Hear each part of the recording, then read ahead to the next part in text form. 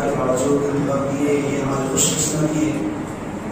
اللہ والوں نے فرمایا ہے کہ کسی بزرگ کی صحبت میں تھوڑی دیر تھوڑا لمحہ گزارنا یہ 1000 سال میری اللہ عبادت سے افضل ہے، یعنی 1000 سال اخلاص کے ساتھ عبادت کرنے کے برابر ہے۔ اس لیے احباب سے درخواست ہے کہ جو باہر خالی یسین ٹھہرے ہوئے وہ احباب اندر آ جائیں، ان شاء اللہ اپنے ساتھ دین کی باتیں ہمارے سامنے پیش کریں گے۔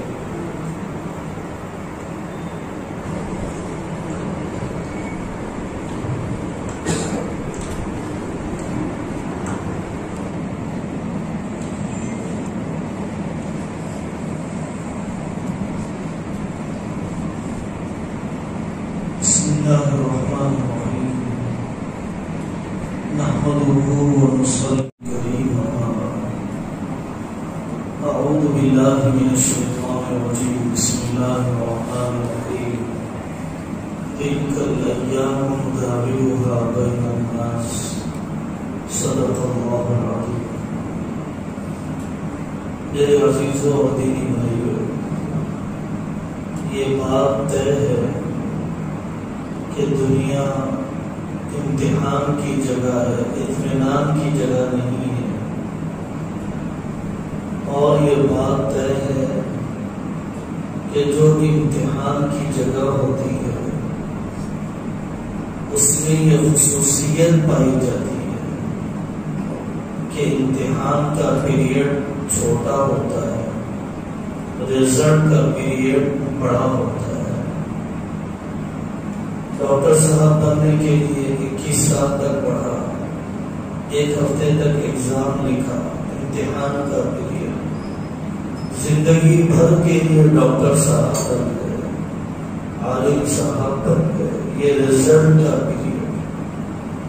60 سال کی زندگی امتحان کا زمانہ، جنتی بن گیا ہمیشہ ہمیشہ کے لیے، اللہ نہ کرے جہنمی بن گیا ہمیشہ ہمیشہ کے لیے۔ یہ امتحان کی پہلی خاصیت ہوتی ہے کہ امتحان کا زمانہ تھوڑا ہوتا ہے، رزلٹ کا زمانہ بڑا ہوتا ہے۔ دوسری خاصیت، امتحان کے لیے ضروری ہے کہ کراس کوسچن کیا جائے، کنفیوژن میں ڈالنے والا سوال کیا جائے۔ پوچھا جا رہا ہے حیدرآباد کہاں پر ہے؟ تلنگانہ میں ہے، کیرلا میں ہے، تمل ناڈو میں ہے، جھارکھنڈ میں ہے۔ ایک صحیح جواب ہے، 3 غلط جواب ہے۔ اگر سوال ایسا ہو حیدرآباد کہاں پر ہے، تلنگانہ میں، تو امتحان کس بات کا؟ اگر حق کے ساتھ باطل نہ ہو تو امتحان کس بات کا؟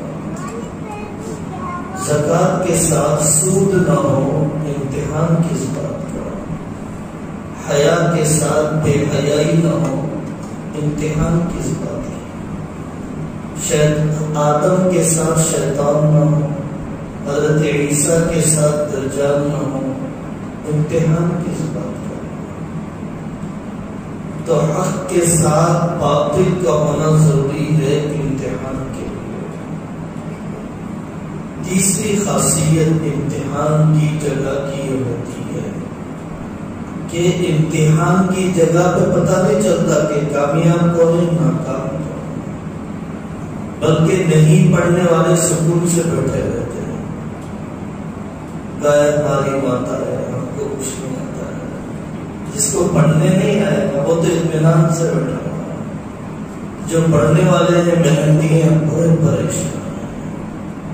امتحان کی جگہ پر اندازہ نہیں ہوتا ہے کامیاب کون ہے ناکام کون ہے۔ اسی طریقے سے اس دنیا میں پتہ نہیں چلتا ہے پورے طور پر جھلکیاں تو دکھا دیتے ہیں اللہ، کیونکہ رزلٹ کی جگہ موت کے بعد ہے، پورے رزلٹ کی جگہ موت کے بعد ہے۔ اللہ کا اصل مہمان خانہ جنت ہے، اللہ کا اصل جیل خانہ جہنم ہے۔ ہم اور آپ کو ضد ہے، کیوں فرعون کو نہیں ڈباتے ہیں؟ کیوں نمرود کو نہیں مارتے ہیں؟ کیوں یہ قوم دھسک دیا نہیں جاتا ہے؟ تو اس کا ایک جواب یہ ہے کہ حقیقی بدلے کی جگہ موت کے بعد ہے، اور اللہ اپنی حکمت سے فیصلے کو جاری فرمائیں گے۔ ڈبوانے کے فیصلے کو اللہ اپنی حکمت سے جاری فرمائیں گے۔ حضرت موسیٰ کو جتنا کام کرنا چاہیے اگر انہوں نے کر دیا تو فرعون کو ڈبو دیا جائے گا۔ محمد صلی اللہ علیہ وسلم کو جتنا کام کرنا چاہیے قربانی اور دعوت پوری دی جاتی ہے تو مد مقابل قوم کی ہدایت یا ہلاکت کا فیصلہ ہو جاتا ہے۔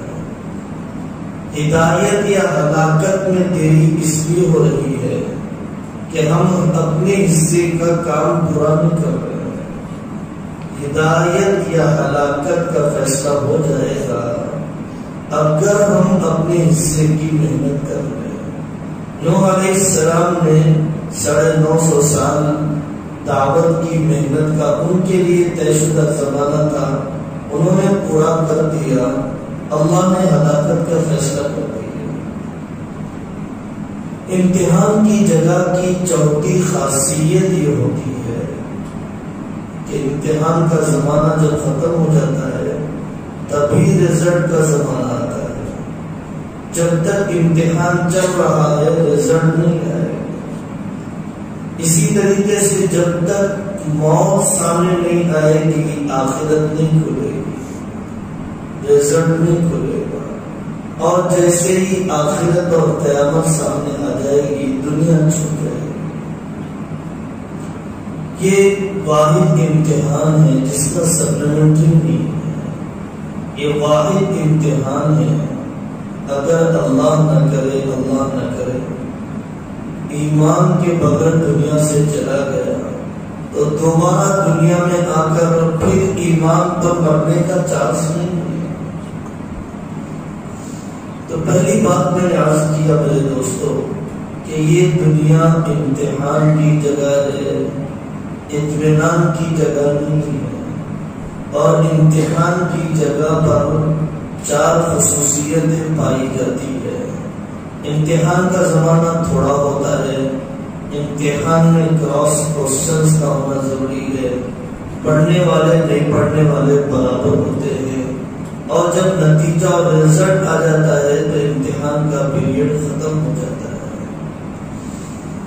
دوسری بات، اس زمانے کے لیے علماء نے یہ لکھا ہے، مستقل کتابیں لکھی ہے۔ حضرت یوسف علیہ السلام کو نمونہ بناؤ، حضرت یوسف علیہ السلام کے محنت کرنے کے انداز کا نمونہ بناؤ۔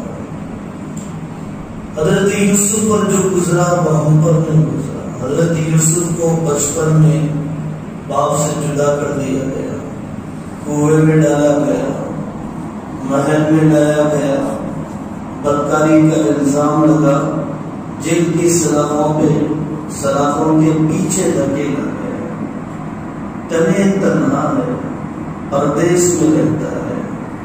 حضرت یوسف علیہ السلام، شہریت تو بہت چھوٹی چیز ہے۔ حضرت یوسف علیہ السلام کی زبان پر ناشکری کا ایک بول نہیں۔ آپ دیکھیے قرآن میں وقت احسن بھی، میرے اللہ نے احسان کیا جو جیل سے نکالا۔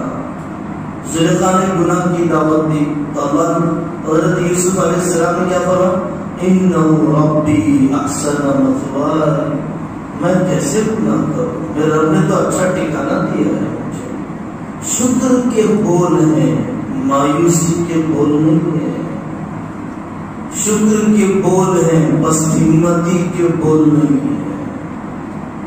حضرت یوسف علیہ السلام روتے نہیں پڑے، میرا باپ، میری ماں، میرے بھائی، میرا گاؤں، میرا سٹیزن شپ، میرا پاسپورٹ، میرا راشن، میری نوکری، میری ملازمت نہیں ہے۔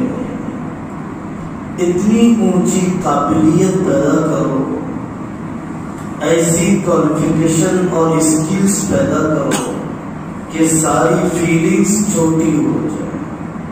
امتیازات اتنے اونچے پیدا کرو کہ تعصبات چھوٹے ہو جائیں، امتیازات اتنے اونچے پیدا کرو کہ تعصبات چھوٹے ہو جائیں۔ ایک جگہ پر اچھی چائے ملتی ہے، بہت باذوق چائے ملتی ہے، کوئی ٹرک وہاں سے پیے بغیر آگے نہیں بڑھتا۔ اس کے کوالٹی مینٹین کرنے کا امتیاز ایسا ہے کہ اس کی ٹوپی دیکھ کر میں چائے نہیں چھوڑ رہا ہوں۔ اب یہ ٹوپی کا معاملہ چھوٹا ہو گیا اس کے کوالٹی کے مقابلے میں۔ ایک جگہ پر پینے کا اچھا سموسہ ملتا ہے، وہ کس مذہب سے تعلق ہے مجھے تعلق نہیں ہے، اس سے کوالٹی مینٹین کرتا ہے، تجارت کے اصول۔ تو مذہبی تعصبات چھوٹے ہو گئے، کھانے کے لیے ہر مذہب پر آ جا رہا ہے۔ ایک ڈرائیور لڑکا ہے، بہت پاکیزہ زندگی گزارتا ہے، شراب نہیں پیتا، بس ایک خوبی ہے شراب نہیں پیتا۔ ہندو لیڈر کہتا ہے کہ اگر ڈرائیور رکھنا ہے تو اس لڑکے کو رکھنا ہے، میری بیٹی کی حیات اس کے ساتھ جانے پر ہی محفوظ ہے۔ امتیازات ایسے پیدا کرو کہ تعصبات چھوٹے ہو جائیں۔ ایک دوست آئے، آ کر کہنے لگے مولانا لوگ ہم سے کہتے تھے تو داڑھی رکھ کر کیسے آئی ٹی میں کام کرے گا؟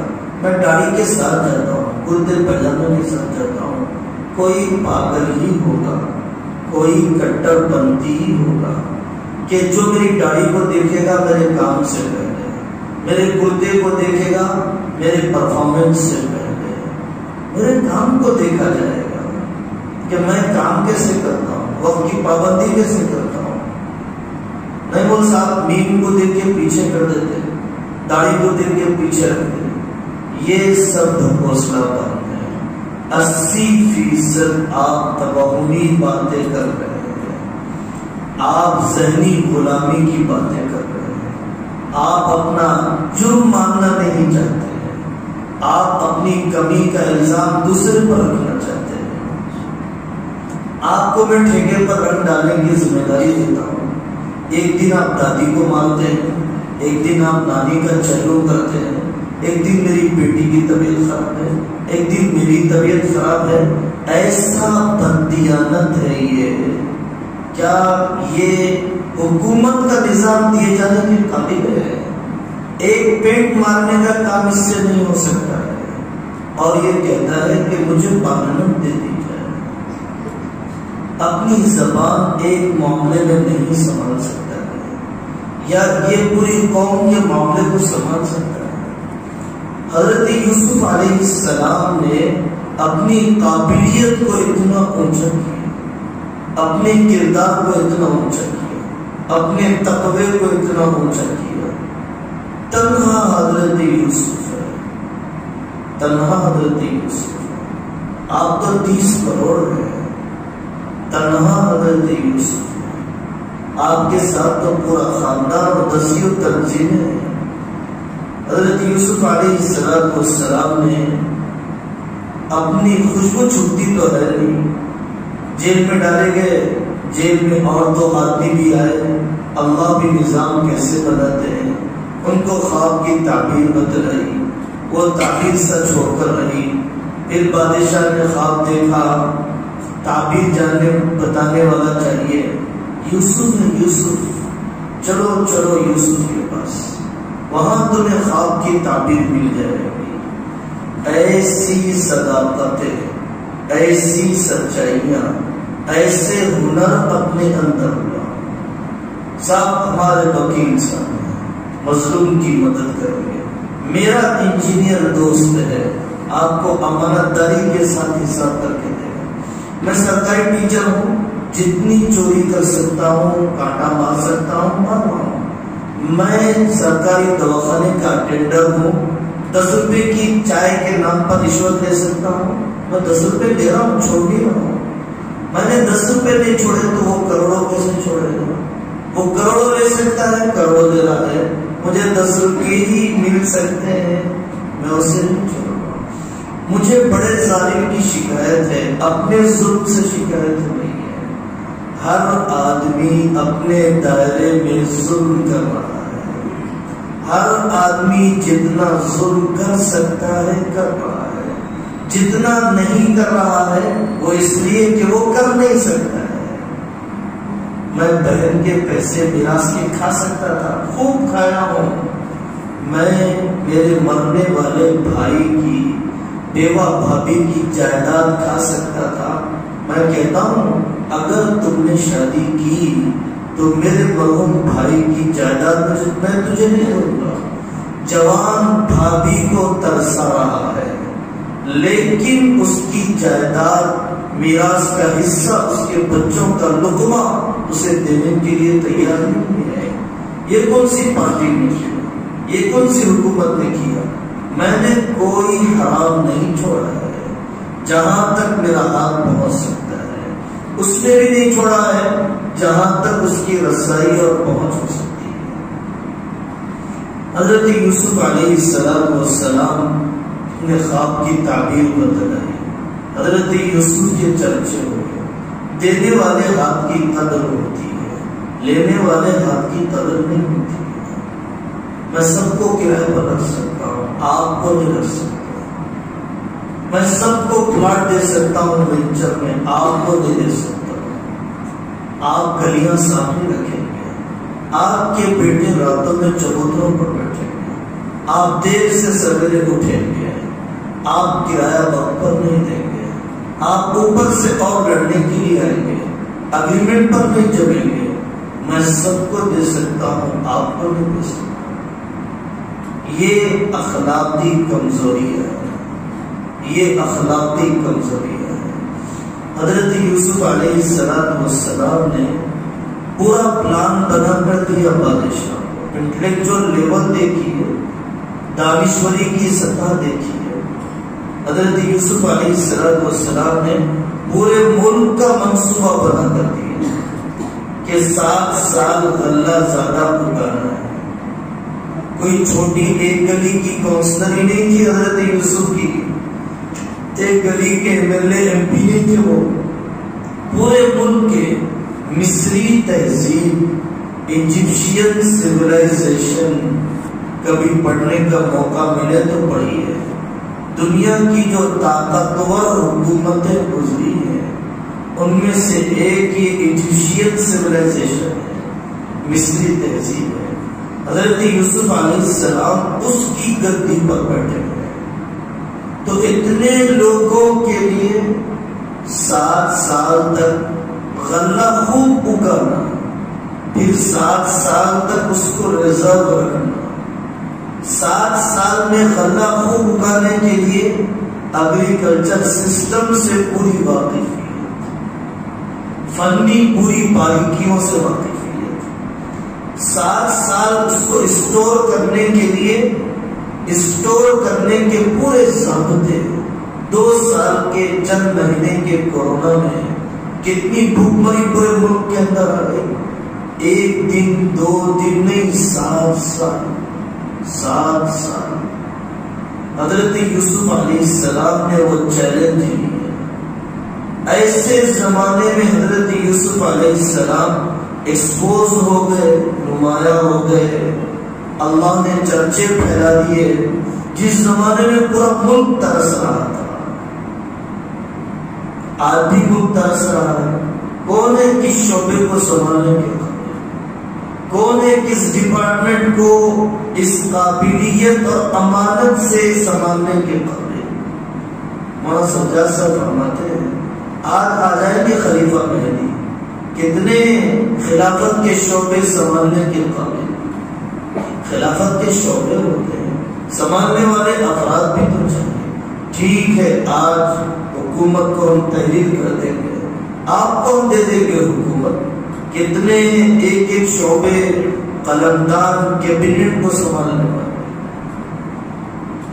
حضرت یوسف علیہ السلام نے لوہا منوایا اور وہ امانت داری کے ساتھ کام کیا کہ کوئی آدمی بھوکا نہ رہ جائے۔ حضرت یوسف علیہ السلام ایک وقت کا کھاتے تھے، لوگوں نے کہا حضرت کمزوری آ جائے گی۔ حضرت یوسف نے فرمایا 3 وقت کا کھاؤں گا، 2 وقت کا کھاؤں گا تو بھوکے کی بھوک کیا نہیں رہے گی۔ اور جب بھوکے کی یاد نہیں رہے گی، بھوکے کی تکلیف یاد نہیں رہے گی، تو پھر میں غلہ پہنچانے کی فکر نہیں کروں، غلہ پہنچانے کا درد میرے اندر باقی نہیں رہے گا۔ اس لیے ایک وقت کا کھانا، قوم کا درد، قوم کا درد۔ ایک دن 2 دن، یہ تو 12 سال ہی ہوئے ہیں، 8 سال ہی ہوئے ہیں۔ حضرت یوسف علیہ السلام ایک روایت کے مطابق 40 سال دور رہے اپنے گھرانے سے، دوسری روایت کے مطابق 80 سال دور رہے اپنے ماں باپ سے، 80 سال دور رہے۔ حضرت یوسف علیہ، نفرت کا جواب نفرت نہیں ہے، نفرت کا جواب نفرت نہیں ہے، کانٹے کا جواب کانٹے سے دیں گے، کانٹے بڑھ جائیں گے سڑکوں پر۔ حضرت ذوالقرنین ایک گاؤں پر سے گزرے، بدتمیز سے بڑے گاؤں میں گئے، دوسرے گاؤں میں آئے تو گاؤں نے پوچھا بھائی پہلے والا گاؤں کیسا تھا؟ بہت پیارا گاؤں تھا، بہت اچھا گاؤں تھا۔ تو ان لوگوں نے کہا وہ تو آپ کو گالی دے رہے تھے۔ حضرت ذوالقرنین نے فرمایا میرے پاس خوبیاں ہیں، میں خوبیاں خرچ کر رہا ہوں، ان کے پاس گالیاں ہیں، گالیاں خرچ کر رہے ہیں۔ کل ينفق ما عنده، جس کے پاس جو ہوتا ہے وہ ان کے اخلاق ہے، وہ ان کے اخلاق ہے۔ میں وہ بد اخلاقی نہیں کر سکتا ہوں جو وہ کر رہے ہیں۔ وہ جو صفاقی کر رہے ہیں، میرا مذہب مجھے صفاقی کی اجازت نہیں دیتا۔ میں بھی کسی نہندے کو گاؤں میں پکڑوں گا، کاٹ ڈالوں گا ان سے۔ میں بھی کسی 5 سالہ عمر کی لڑکی کو لوں گا، اس سے بے حیائی کا گناہ کروں گا۔ میرا مذہب اس کی اجازت نہیں دیتا، میرا مذہب اس کی اجازت نہیں دیتا۔ ہم یو پی کے دیہاتوں میں گئے، سفر میں یو پی کے دیہاتوں میں گئے، ہم نے کہا مظفر نگر کے گاؤں میں پہنچے، مولانا اتنا بڑا گاؤں ہے، ہمارے گاؤں کے اندر 2-4 محلے صرف ہندوؤں کے ہیں۔ اگر ہم بھی صفات بن جائے، ہم بھی اگر جلاد بن جائے، ہم بھی اگر انتقامی کاروائی پر آ جائیں، تو کیا ہم اپنے پڑوسی ہندو بھائیوں پر حملہ کریں گے؟ یہ قریبی حرکت ہم سے نہیں ہو سکتی ہے۔ ہم بزدل نہیں ہیں، اللہ کی شریعت کے پابند ہیں۔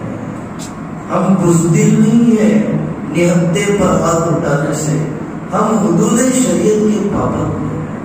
میدان جنگ میں اجازت نہیں ہے ہمیں کسی کے ناک کاٹنے کی، میدان جنگ میں اجازت نہیں ہے کسی بچے پر حملہ کرنے کی، کسی بوڑھے پر حملہ کرنے کی، کسی عورت پر حملہ کرنے کی۔ میدان جنگ میں نہیں ہے۔ نہتے بے گناہوں پر ہم کیا کریں گے؟ بہادری دکھائے تو آدمی مقابل میں آ کر بتائے، اپنے برابر کے ساتھ بتائے۔ یہ کیا بہادری ہے کہ آدمی تنہائی میں نہتے بوڑھے پر اپنی جوانی بتائے؟ عبد صاحب رحمۃ اللہ علیہ فرماتے تھے، تلطیفے کے طور پر ہی صحیح، حضرت فرماتے تھے اگر اپنی جوانی بتانا ہو تو بیوی پر کیا بتاتے ہو؟ سالوں پر بتاؤ۔ سلامی کیسے دیتے ہیں دیکھیں۔ اپنی طاقت اگر بتانا ہو، طاقت آزمائی اگر کرنا ہو، کمزور سی عورت پر کیا کرتے ہو؟ سالوں پر بتاؤ، پھر دیکھو وہ کیسے سلامی دیتے ہیں۔ مقابل اور برابری سے معاملہ ہوتا ہے، کمزور اور نہتے کے ساتھ نہیں ہوتا ہے۔ ہمیں اس کی اجازت نہیں ہے۔ آپ ٹیپو سلطان رحمۃ اللہ علیہ کی تاریخ کو بگاڑ دیں، ہم شیواجی مہاراج کی تاریخ کو بگاڑ دیں، اسلام اس کی اجازت نہیں دیتا ہے۔ آپ حضرت عائشہ کو گالی دیں، ہم کسی سیتا کو گالی دیں، اسلام اس کی اجازت نہیں دیتا ہے۔ وَلَا تَسُبُّوا الَّذِينَ يَدْعُونَ مِن دُونِ اللَّهِ فَيَسُبُّوا اللَّهَ عَدْوًا بِغَيْرِ عِلْمٍ۔ ہم کسی کے خداؤں کو برا نہیں کہیں گے، ہم کسی کے خداؤں کو برا نہیں۔ ہو سکتا ہے وہ اللہ کے نبی ہے، بعض بزرگوں کے مکاشفات کے مطابق اور بعض بزرگوں کے مرزا مسئلے جانے جانا رحمت اللہ علیہ کے رجحان کے مطابق، اور اگر وہ نبی نہ بھی ہوں تو ہمیں اپنی زبان گردی کرنا نہیں ہے کسی کو برا بھلا کہنے میں، کسی کو برا بھلا کہنے میں۔ نفع پہنچانے والی چیز زمین پر باقی رہتی ہے، بے نفع چیز زمین پر رہنے کے قابل نہیں ہے۔ آپ کتنے لوگوں کو نفع پہنچاتے ہیں؟ آپ کا جنازہ اٹھنے پر کتنی بیوائیں کمی محسوس کریں گے، کتنے یتیم کمی محسوس کریں گے، معاشرے کے کتنے طبقات کمی محسوس کریں گے؟ یا آپ کا مرنا ایک پیٹ کا مرنا ہے، آپ کا مرنا ایک دکان کا بند ہونا ہے، آپ کا مرنا کچھ چاول کا بچ جانا ہے، آپ بے فیض جی رہے ہیں، خود غرضی کی زندگی جی، انتہائی سیلفش بن کے جی رہے ہیں، یہ ایمان والا نہیں ہے۔ خیر الناس نہیں ینفع الناس، وہ ایمان والا ہے کہ پڑوسی بھوکا سو جائے تو اسے نیند نہ آئے، اس سے راحت پہنچائے۔ یہاں تو باپ کو نہیں پوچھتا ہے، پڑوسی کو کیا پوچھے گا؟ باپ کو نہیں پوچھتا ہے، اجنبی کافر کو کیا پوچھے گا؟ اپنے بھائی کو نہیں نبھا سکتا ہے، ابو لہب کو کیا نبھا لے گا؟ اپنے مسلمان بھائی کو مسجد میں آنے نہیں دے سکتا ہے۔ وہ طائف کے وفد ثقیف کو مسجد نبوی میں ٹھہرا، حضرت یوسف علیہ السلام نے یہ سب کر دیا، اجعلنی علی خزائن الارض انی حفیظ علیم، مجھے خزانے دیجئے حکومت کے، میں امانت دار بھی ہوں، انی حفیظ علیم، میں چوری نہیں کروں گا، میرے پاس علم بھی ہے، میں غلط دوائی نہیں دوں گا۔ ایک امانت دار ڈاکٹر سرکاری دواخانے میں پہنچ جاتا ہے، ایک امانت دار، ہزاروں پیشنٹس کو مفت میں دوا، بہترین علاج، ایک امانت دار ٹیچر پہنچ جاتا ہے اسکول میں 400 بچوں کی تعلیم اور اوقات کی پابندی، ایک امانت دار، ایک امانت دار، ایک امانت دار میز سیوا والا آ جاتا ہے، دردمند قسم کا، حکومت کی دستیوں اسکیموں سے کروڑوں کی امداد اپنی قوم کو کر لیتا ہے، ایک امانت دار، ایک دردمند، لیکن پورے شعبے اس سے خالی ہیں۔ ایک وکیل آ جاتا ہے، ایک وکیل دردمند، تو اس وکیل کے ذریعے سے دسیوں بیواؤں کا بھلا۔ مولانا ڈوری کیس پر ڈالیے، مولانا ڈوری کیس پر ڈالیے، میں ڈالوں گا، اگر آپ کہتے ہیں میں ڈالوں گا، 5000 اب مجھے مل جائیں گے، میری کمائی ہوگی ڈوری کیس ڈالنے سے، لیکن آپ کی بیٹی کے سر میں چاندنی آ جائے گی، سفیدی آ جائے گی، اس کو شوہر نہیں ملے گا، اس کو بچے نہیں ملیں گے، اس کو باعزت زندگی نہیں ملے گی، اس کو دوسرے نکاح کا آپشن ختم ہو جائے گا، طلاق کا اختیار مرد کے ہاتھ میں ہے۔ میں جیتے جی 5000 کے لیے آپ کی بیٹی کی جوانی سے کھلواڑ کرنا نہیں چاہتا۔ آپ جانتے ہیں عدالتوں میں ڈوری کیس کا کیس کون لڑتے ہیں، کون مشورے دیتے ہیں؟ ٹرپل طلاق کے مشورے کون دیتا ہے؟ خلا کے جلدی جلدی کاغذ کون بناتا ہے؟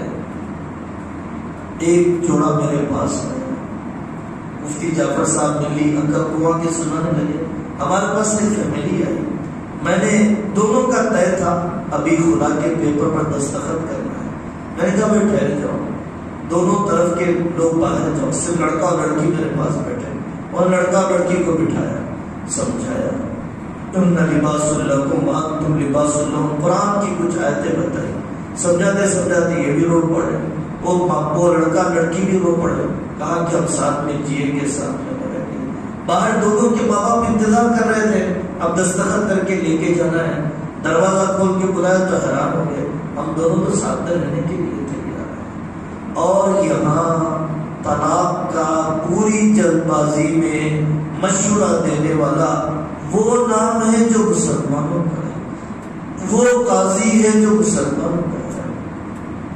3000 کے لیے، 1500 کے لیے 3 طلاق کا پیغام، 1500 کے لیے 3 طلاق کا پیغام، میں اپنی پکی معلومات کی بنیاد پر آپ سے کہہ رہا ہوں، میں دسیوں خاندانوں کے اجڑنے کو دیکھ کر میں آپ سے کہہ رہا ہوں، مجھے 1500 چاہیے، مسلمان خاندان نہیں چاہیے، مجھے 3000 چاہیے، فیس مل جائے گی مجھے، میں صبر سے نہیں سمجھا سکتا۔ اے مسلمان، تجھے حکومت سے شکایت ہے، اپنے سے شکایت نہیں ہے، تجھے حکومت کے عیب نظر آتے ہیں، اپنے عیب نظر نہیں آتے ہیں۔ حضرت یوسف علیہ السلام نے کتنے صبر سے ہوم ورک کیا ہے، کتنے صبر سے ہوم ورک کیا ہے۔ حضرت یوسف وہ دن آیا کہ بادشاہ نے کہا حضرت میں آپ کے مذہب میں داخل ہو گیا، وہ اسلام میں داخل ہو گیا۔ پھر اس کے بعد پوری بادشاہ اللہ نے دے دی۔ پھر حضرت یوسف کی منزل اقتدار نہیں ہے، حضرت یوسف کی منزل امی ابا سے ملنا نہیں ہے، حضرت یوسف کی منزل ذاتی مکان بنانا نہیں ہے، ضرورتیں ہیں۔ حضرت یوسف کی منزل اپنی جیت بتانا نہیں ہے، حضرت یوسف کی منزل سورہ یوسف کے اخیر میں فاطر السماوات والارض توفنی مسلما والحقنی بالصالحین۔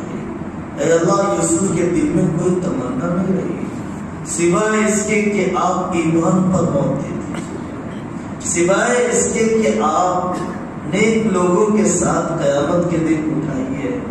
یہ حضرت یوسف کا آخری جملہ ہے سورہ یوسف کے اخیر میں۔ اب میرے عزیزوں سوچنا تو چاہیے کہ کن کن شعبوں میں کام کرنے کی ضرورت ہے۔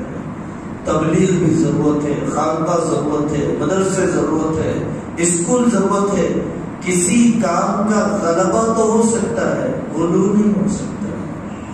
غلبے کی اجازت ہے، غلو کی اجازت نہیں ہے۔ غلبہ اور جذباتی لگاؤ نہیں ہوگا، مفتی احمد خانپوری صاحب فرماتے ہیں، تو اس وقت تک آدمی کام نہیں کر سکتا ہے۔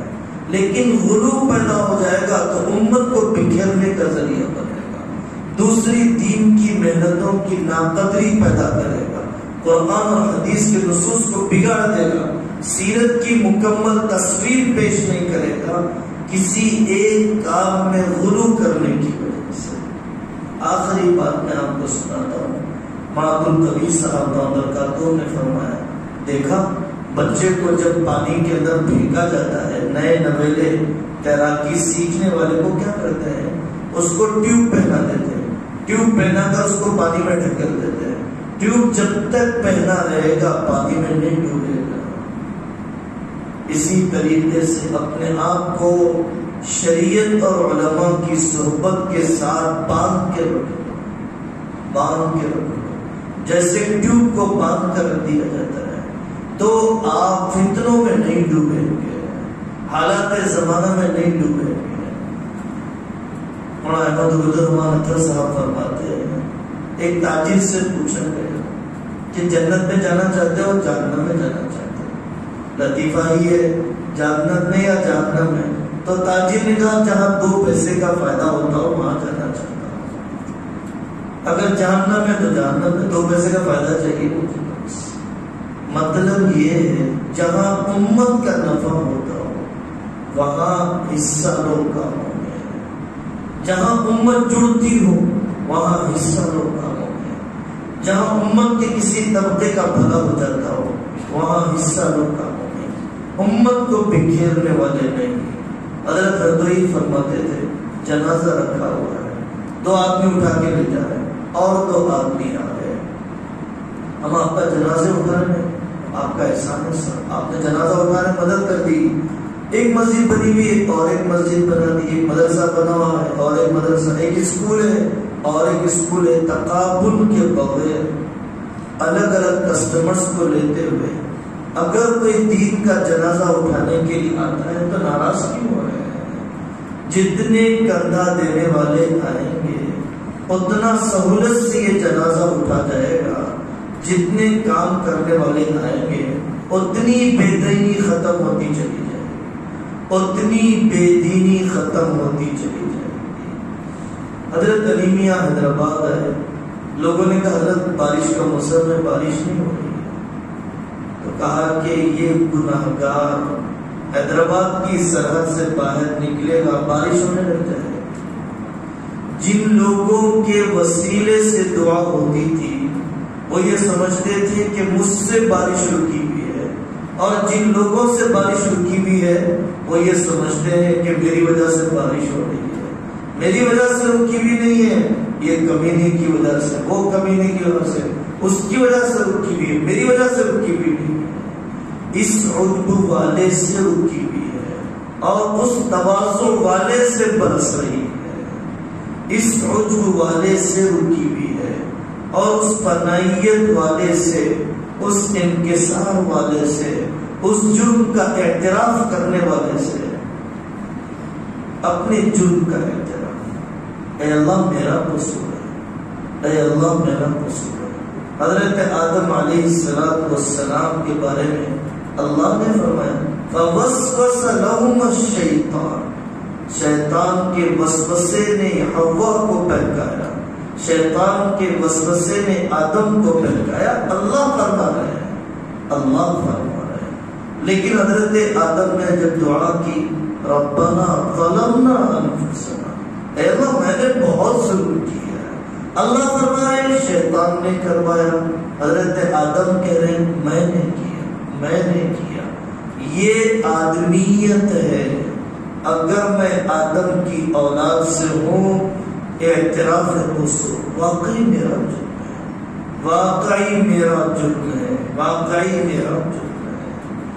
اور شیطانیت یہ ہے کہ لاجک پیش کرے، کورونا میرے گناہوں سے نہیں چائنا سے آیا، مہنگائی میری بدکاری زکوٰۃ نہیں دینے سے نہیں، پی ایم کی دھاندلی سے آیا، فلانی سڑکیں اس لیے نہیں کہ میں رشوت دیتا ہوں، سی ایم کے دھوکہ دینے سے نہیں بنی۔ ہر جگہ پر دوسرے پر الزام رکھنے تیار ہے، اپنی گردن پر جرم لینے کے لیے تیار۔ اللہ تبارک و تعالیٰ ہم سب کو عمل کرنے کی توفیق عطا فرمائے۔ سچی توبہ، توبہ پر استقامت اپنے حصے کی کوشش ہے، اپنے حصے کی کوشش ہے۔ دعوت کا کام اپنی ذات کو مقصد بنا کر، علماء کی صحبت کے ساتھ، شریعت کو زندہ کرنے کے لیے۔ اہل اللہ، آپ کا علاقہ بڑا پیارا علاقہ ہے، یہاں پر نقشبندی اکابر بھی آتے ہیں، چشتی اکابر بھی آتے ہیں، خانقاہیں بھی آباد ہے، خطبہ و مقررین بھی ہے، غیر سودی بینک بھی ہے، معیاری اسکول بھی ہے، علماء کی بڑی تعداد ہر سال فارغ ہوتی ہے، 8-9 تعداد تو ہر سال فارغ ہوتی ہی رہتی ہے۔ قدر کرو، کھپت کے میدان بناؤ، بڑوں سے جڑ کر رہو، اپنے آپ کو کہیں استعمال ہو جاؤ اس کی فکر کرو۔ بچنے والے دانوں سے روٹی نہیں بنتی ہے، پسنے والے دانوں سے روٹی بنتی ہے۔ بچنے والے دانے تو نکال کے رکھ دیے جاتے ہیں، پسنے والے دانوں سے آٹا اور آٹے سے روٹی بنا کرتی ہے۔ میں دین کے کاموں سے بچ کر، صحبتوں سے بچ کر، میں بچ نہیں رہا ہوں، گناہوں میں پھنس رہا ہوں، تنہائی کی گندگی گٹر میں پھنس رہا ہوں، گندے خیالات میں پھنس رہا ہوں، میں بچ نہیں رہا ہوں، پھنس رہا ہوں۔ کام کرنے والوں نے جیلوں میں کیا، نہیں کرنے والے کھلے ماحول میں نہیں کرتے ہیں، کام کرنے والوں نے معذوری میں کیا۔ میں نے پتہ نہیں آپ کے علاقے کے مولانا سجاد صاحب دامت برکاتہم، اللہ انہیں مکمل شفا عطا فرمائے، مکمل شفا عطا فرمائے۔ وَلِإِخْوَانِنَا الَّذِينَ سَبَقُونَا بِالْإِيمَانِ، گزرے ہوئے لوگوں کو یاد کیا کرو، اپنے کے پہلوں کے لیے استغفار کیا کرو۔ میں آسمان سے نہیں ٹپک گیا، میرے استاد ہیں، میرے استاد کے استاد ہیں، ان کا احسان میں یہاں تک پہنچا۔ اپنے آپ کو بڑا نہ سمجھو، اپنے بڑوں کو یاد کرنا، اپنے بڑوں کے لیے استغفار کرنا۔ قرآن کی یہ آیت سکھلاتی ہے وَلِإِخْوَانِنَا الَّذِينَ سَبَقُونَا بِالْإِيمَانِ، میں نے ان کی عظیمت کا تذکرہ۔